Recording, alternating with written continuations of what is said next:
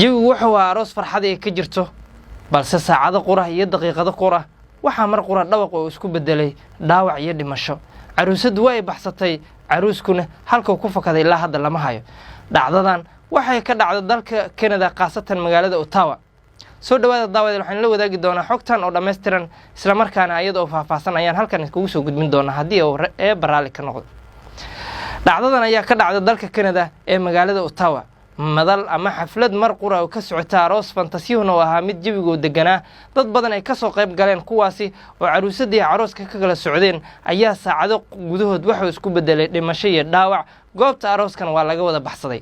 kooxo hubeysan oo aan heebtooda la garanaynin ayaa mar qura waxay soo weerareen bartamaha arooska rasaas ayaa ku soo bilaabatay iridda hore ee banaanka hoteelka ka socda arooska isla markaana jawi degan ayaa lagu jiray oo caruusadii arooska oo kaliya ayaa masraxa qaybta ugu dambeysay la rabay in lagu soo dhaweeyo ayaga oo sasaantooda qaybta hore soo galeen ayaa mar qura rasaastu waxay ka soo bilaabatay iridda hore ee hoteelka dadka intoodii ugu badnaa ayaa qaarkood banaanka iskaga kala orday halka warbaahintuna ay soo sheegayso in 6 qofood ay ku dhaawacmatay 2 wiilna ay ku geeriyoodeen gudaha hoteelka ee xafladdu ay ka socotay magaalada Ottawa taliyaha magaalada Ottawa ee dalka Canada Umay Bondi ayaa waxay xaqiijisay in 2 wiil ay ku geeriyoodeen ay kala hayeen Saciid Maxamed Cabdi oo 26 jir ah iyo Cabdishakuur oo ah 29 jir labadooda ayaa ku geeriyooday rasaasta ay kooxahan la aqoonsan ay ku soo fureen xafladda ay ka socotay magaalada Ottawa taliyaha warbaahinta la hadashay ayaa sheegtay in aan la aqbali karin waxa goobta ka dhacay isla markaana baaritaano dhab ah ay ku sameyn doonto sidoo kale waxay sheegtay in ay tahay dilkaani iyo dhaawacyadaani cunsurinimo isla markaana kooxo kale u geysteen balse waxay sheegtay in baaritaano dhameystiran ay sameyn doonaan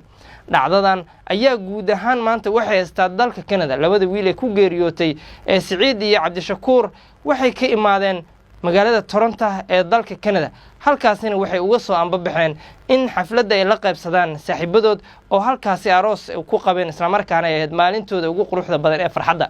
balse aroosku waxa uu noqday midkii ugu xanuunka badnaa ee jawigu isku bedelo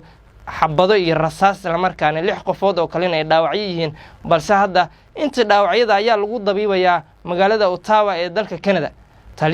taliyaha magaalada Ottawa ee Umundi waxay sheegtay inay ku raad jiraan balse ay sheegtay inay tahay cunsurinimo isla markaana dadka qaar loo beegsanayo balse waxay tiri ma aqbali doono in dadkeena qayb kamid ah la cunsuriyeeyo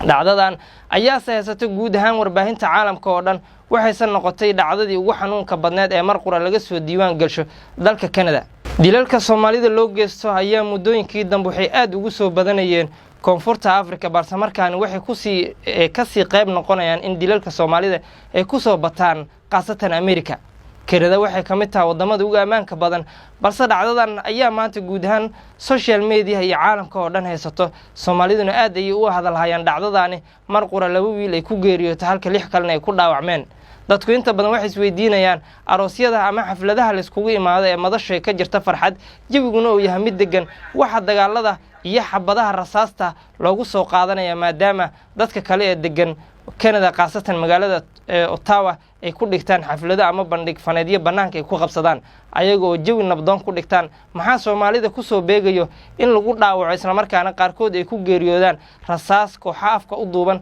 ee halkaas mar qura weerar ku soo qaadaan waa su'aalo badan oo isweydiin mudan oo aan Soomaalida wali aysan xal u helin maadaama muddooyinkii ugu dambeeyay ay wadamada ay magangeliyo doonka u doonteen isla markaana halkaasi ay degan yihiin ay dhibaato kala kulmayeen kuwaas oo iskugu jiro dilal dhac iyo dhaawacyo intaba